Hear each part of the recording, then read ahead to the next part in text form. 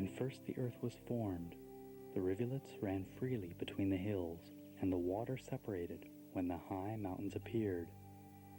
And so it was that they made perfect the work, when it was formed by the heart of heaven, the heart of earth, when the sky was in suspense. When the ancient Mayans first crafted this creation myth, perhaps the earth appeared perfect. But today in Guatemala, there is a war.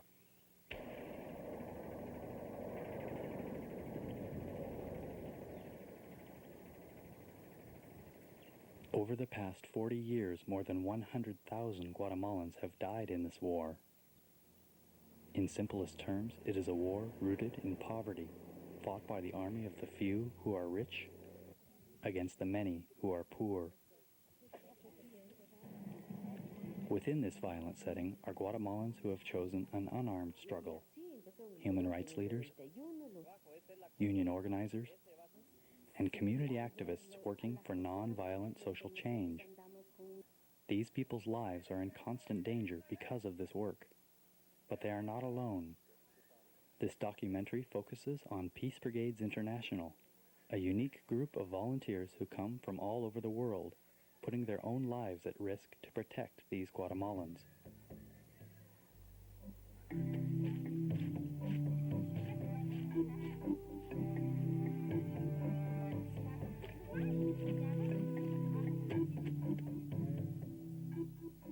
A brief look at some events in Guatemala's history will shed light on the role of Peace Brigades today. The roots of Guatemala's modern conflict reach back almost 500 years. When Spanish conquistadors arrived in 1524, they found a land rich in natural resources. The Mayans were quickly and violently subdued. The Spanish and their descendants became the new landowners. This imbalance of power continues into the present. 2% of Guatemala's population controls 70% of the land, the most unequal distribution in Latin America. Many of the peasants work as hired labor on large plantations where they earn no more than $2 a day. In a land rich with crops for export, malnutrition remains widespread, and 3/4 of the rural population live in poverty. La riqueza de Guatemala es grande. La riqueza de Guatemala es mucho. Y los que hacen en los productos, somos los campesinos y indígenas. Pero nosotros no aprovechamos. Todo es a mano del gobierno. Todo es a las autoridades para comprar las armas. Guatemala's government and army have historically been controlled by the wealthiest landowners. The single exception was a non-violent revolution in 1944 that led to 10 years of democratic reform. The new government began to redistribute large private landholdings to poor farmers. But foreign investment had come to Guatemala, and the wealthiest landowner of all was the American company United Fruit. Because U.S. business was now threatened, the Central Intelligence Agency engineered a coup d'etat. Military government resumed control.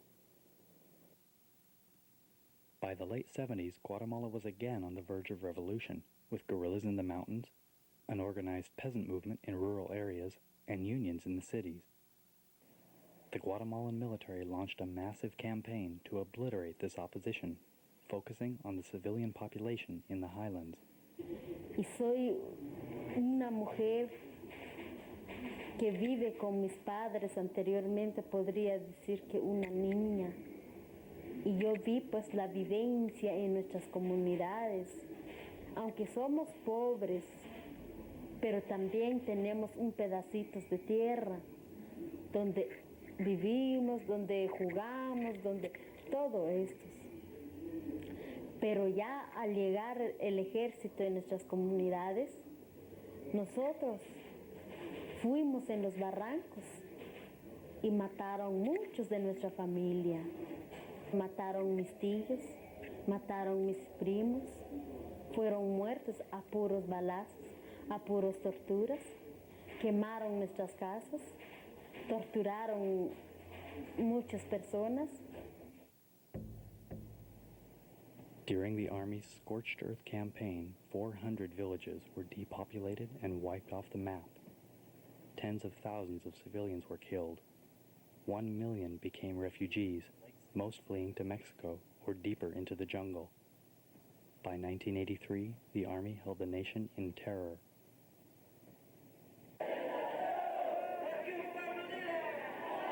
But once again, the opposition rose out of the ashes. Activists who survived the mass killings resumed democratic organizing. Intellectuals, students, labor and peasant leaders joined with families of those killed to become the voice of Guatemala's poor.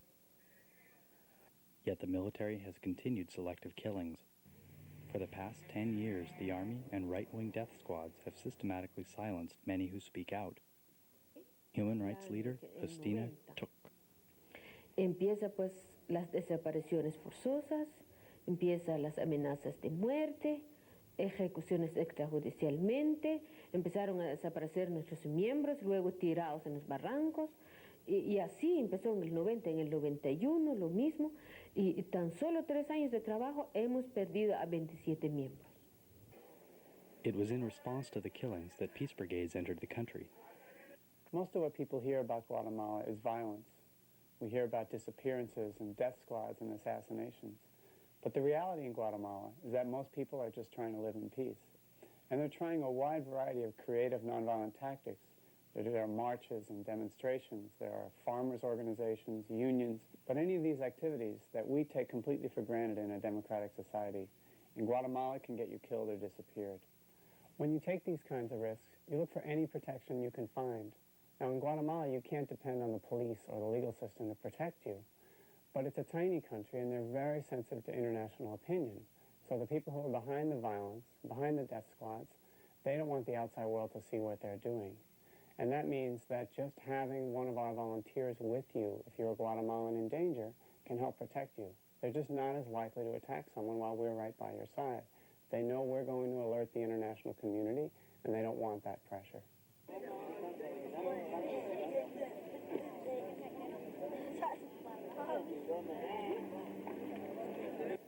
Peace Brigades volunteers were present in 1992 when hundreds of peasants set up an encampment to protest poor working conditions.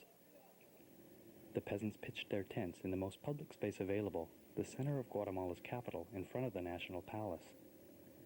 The government immediately threatened them with removal by force.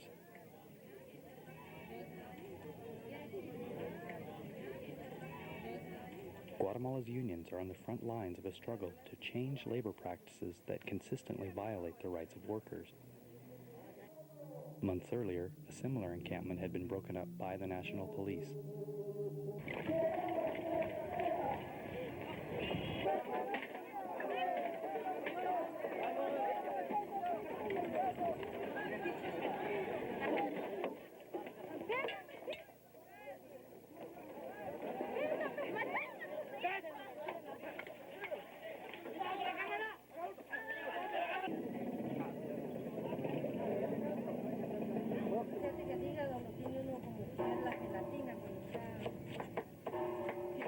Union leader Neri Berrios had initially requested Peace Brigade's presence in the plaza. Estamos apoyando las justas demandas que los compañeros de las diferentes fincas y de los compañeros de la iniciativa privada, quienes fueron despedidos abusiva, arbitraria y ilegalmente por finqueros reaccionarios, por empresarios reaccionarios que por el solo hecho de que los compañeros se querían organizar en sindicato, fueron despedidos. Para nosotros es de suma importancia de que Brigada de Paz esté con nosotros. Hemos tenido amenazas de muerte, hemos tenido hostigamiento, hemos tenido un montón de amenazas de parte del ejército, de parte de la Policía Nacional y de las fuerzas represivas del gobierno. Hola, acá es. Hola. Hola. Hola. Hola. Hola. Hola, mucho gusto. Hola. Because of the threats, Peace Brigades made daily visits to the plaza. Volunteers always carry a camera and evidence of their international status. One of the things definitely have to have is obviously your passport, your documents, and also some sort of your letters of support from your congressman. Definite recognition from the U.S. government is it's not a bad thing. It's a very good thing to have if somebody would like to see who you are and what you're doing. It's difficult to put a simple label on Guatemala's government. Although many consider the government and its army as solely a source of political violence, there are human rights advocates working within the system. Guatemala's president, Ramiro de Leon Carpio, took office in the spring of 1993. He was interviewed the previous year when he was the leading governmental critic of the Army's abuses. Mi opinión, sinceramente, es que llevan a cabo ustedes una labor extraordinaria. Una labor humanitaria que afortunadamente existe ese tipo de personas, ese tipo de instituciones y ese tipo de actividad en el mundo. Si no, el mundo sería más cruel de lo que es actualmente y estaría peor de lo que está actualmente. Sin la presencia de organizaciones como Brigadas de Paz Internacional, de veras, sinceramente, creo que la situación sería peor. Despite these hopeful words, De Leon has little real power, and many feel that the Army simply allowed him to become president as a way of improving Guatemala's international image. The military remains largely in control, and human rights abuses continue. Hoy hubieron actos intimidatorios para nosotros los que estamos en esta Plaza Mayor, ya que el día de hoy apareció un muerto aquí frente a nosotros, un cadáver, o sea, un pullado, que nosotros nos imaginamos que fue la misma Policía Nacional la que vino a tirar ese muerto aquí a los baños, y que son actos de intimidación para nosotros, pues para decir pues de que nos vayamos fuera de aquí.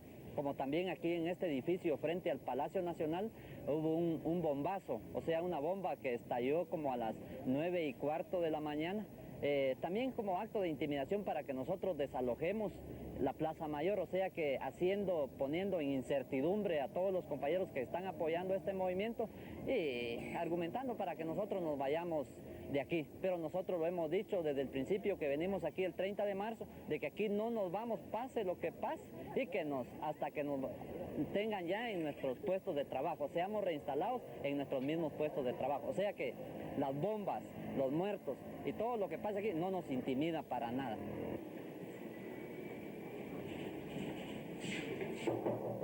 Peace Brigades also makes regular visits to the offices of several Guatemalan human rights groups. One of the most frequently visited is CONDEG, an organization representing Mayans who lost their lands during the violence of the early 80s. Sabemos las autoridades de nuestro país, para ellos luchar, ese es un delito, es un subversivo o guerrilleros, pero para nosotros no es eso. Estamos luchando, es para cómo encontrar la solución de nuestros problemas, de nuestras necesidades, tanto en la crisis económica, la pobreza, la falta de vivienda, la falta de todas las cosas necesarias. Eso es lo que estamos exigiendo. Para nosotros es muy importante la visita de ellos cuando hay una amenaza, el acompañamiento, nos van a dejar en las paradas. Si al verlo, a las personas al verlo que nosotros andamos con un brigada, pues no se animan de acercar pues a secuestrarlo o a capturarlo a esta persona. Entonces creemos que es muy importante la presencia, la visita de ellos con cada organización popular. While escorting a Guatemalan, volunteers may be suddenly faced with difficult decisions, such as how to respond to an attempted kidnapping. If I were alone with someone, I would try and get away. I would try and get away so I could bring attention to what was happening to that person at that time, immediately, because it's going to be crucial. The first few hours are going to be crucial to this person's survival. Because how much good can you really do if you're with this person? You're probably going to be separated. You don't know what's going to happen, and also you have to take into account the history of Guatemala, and the history of Guatemala. If people are disappeared, they're disappeared, and that's it, and you don't see them anymore. When we have an emergency, when one of the groups we're with is attacked or someone has disappeared, we have to immediately get in touch with everybody, literally everybody. We call up government officials, we call up other human rights organizations, we call up people in 20 or 30 different countries. And we do this through a highly organized system we call an emergency response network. Basically, we can get on the phone, and within a matter of hours, we have hundreds of telegrams and telexes pouring into Guatemala, responding to the emergency. I was in Guatemala in 1988 when Rigoberta Menchú made her first visit home from exile. This was 4 years before she won the Nobel Peace Prize, but she was extremely well known already in Guatemala for all the human rights work she'd been doing from exile. And when she arrived, there were literally hundreds of police surrounding the airport, and she was arrested just as she stepped off the plane. This was an example where we had to alert a network from payphones in the airport. We went running to the phones and called every human rights organization we could find, and the response worldwide was so quick and so massive that they had to let her go within a matter of hours. Many Guatemalan human rights leaders have not been so fortunate. To be disappeared usually means that one night people with guns show up at your house and take you away. Sometimes your tortured body shows up a few days later, but often you are simply never seen again. Death squads first appeared in Guatemala shortly after the coup in 1954. In recent years, 40,000 Guatemalans have been disappeared.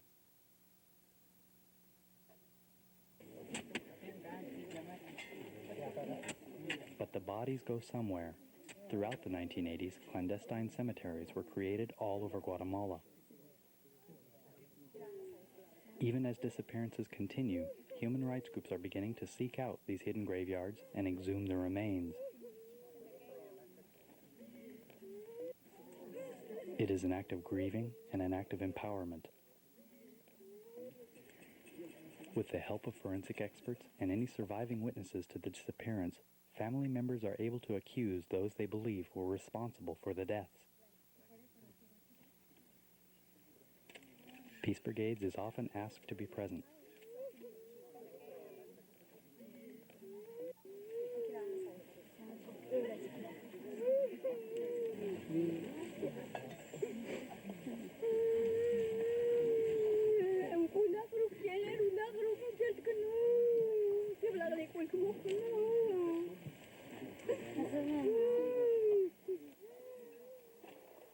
The remains are bundled up for evidence, and later the bones are given a formal burial. This time with the family in attendance.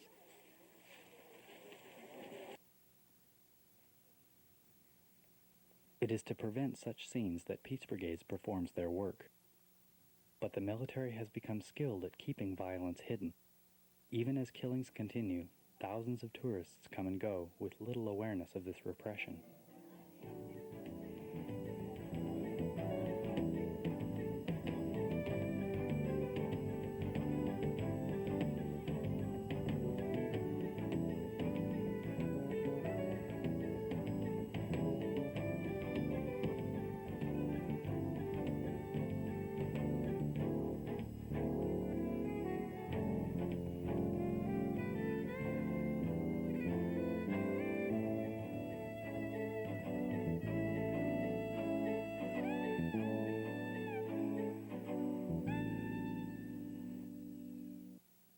Alongside this commercial landscape, the work of Peace Brigades continues.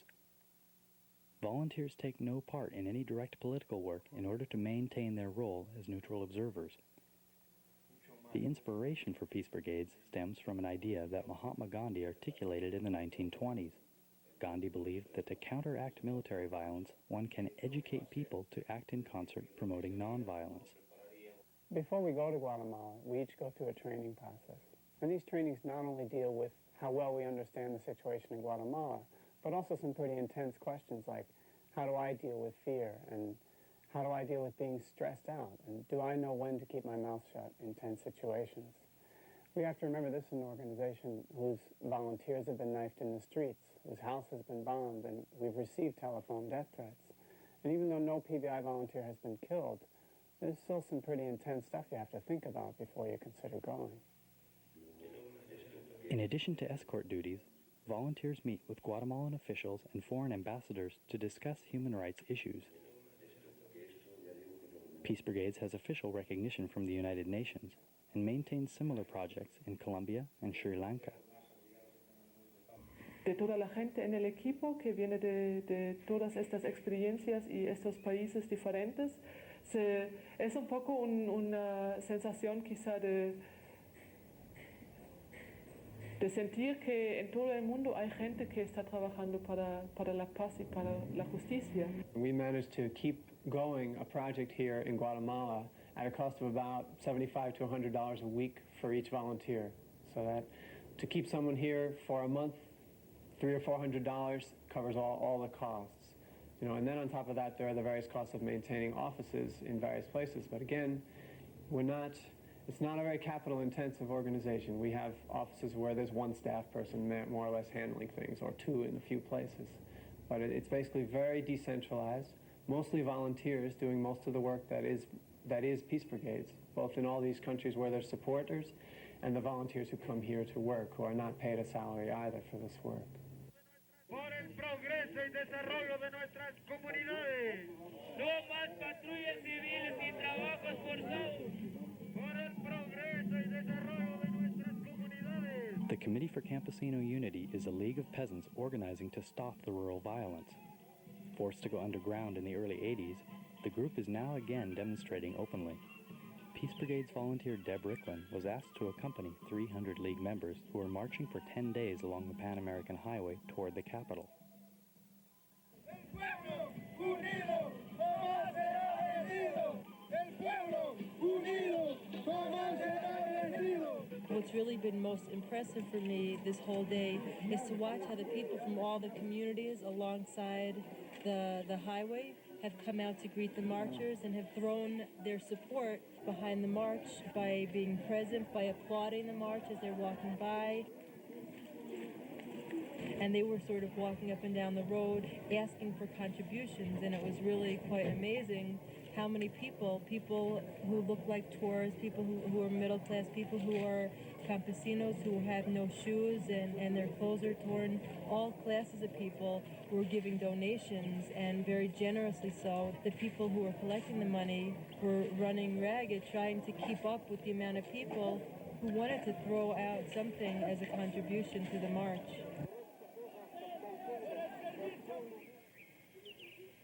Es un país precioso, lindísimo, simplemente los paisajes, pero es muy fuerte la sensación de ver que detrás de todo eso hay una gran tragedia, ¿no? Pero yo creo que lo que más me ha llegado es el calor de la gente y la gente de este país y la gente con la que nosotros hemos estado, el cariño que te demuestran, el agradecimiento que te demuestran por lo poquito que estás haciendo, ¿verdad?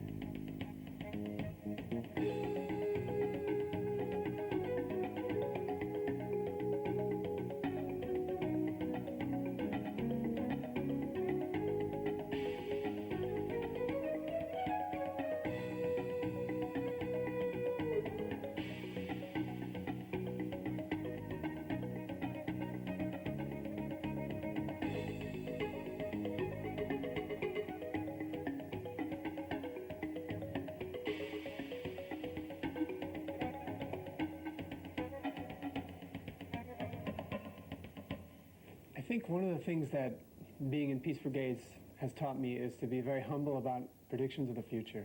It's basically, you can be very inspired by movements and there can be a whole lot of hope, but hope doesn't mean that things are going to change next month. Guatemala could change in 2 years, and it might be 10 years before, to the outside world, people notice really major changes here, and it might be more. And one of the key reasons it's unpredictable is because the violence is so structural. It's built into the economy, it's built into the system of government, and it's built into the system of relations with other countries. And those changes do not happen quickly. Things are always changing. They change every day, and every step people take here is it to make this country more nonviolent. Is a change, and the country's a different place the next day. But in terms of the kind of changes most of us are looking for in the newspapers, you know, peace breaks out in the world. In Guatemala, we may have some waiting to do, I think. Nosotros aquí estamos en pie de lucha, lo dijimos al momento en que salimos de allá de las fincas y de nuestros pueblos, de que no nos vamos a ir de aquí hasta que no sean resueltos nuestros casos, que nosotros vamos a regresar pero ya a nuestros puestos de trabajo, ya con nuestras reinstalaciones. De otra manera no van a podernos intimidar, pues nos hemos aguantado ya 500 años, podríamos decir, de estar resistiendo aquí, y cómo no es posible de que aguantemos aquí un año pues o 2 años de estar aquí en esta Plaza Mayor. Para mí es bueno, como yo lo siento, todos somos responsables de lo que está pasando, no solamente el pequeño lugar donde vivimos, ¿no? Estamos viviendo en un mundo que ya no es tan lejano, porque con todos los medios que hay ahorita mismo, todo está muy cerca, y creo que todos somos responsables de lo que pasa, y que se pueden cambiar las cosas si se pone un granito de arena, y que no significa que hay que hacer grandes cosas. Entonces pienso que hay muchas cosas que se pueden hacer y que con un poquito que cada persona hagamos podemos aportar mucho.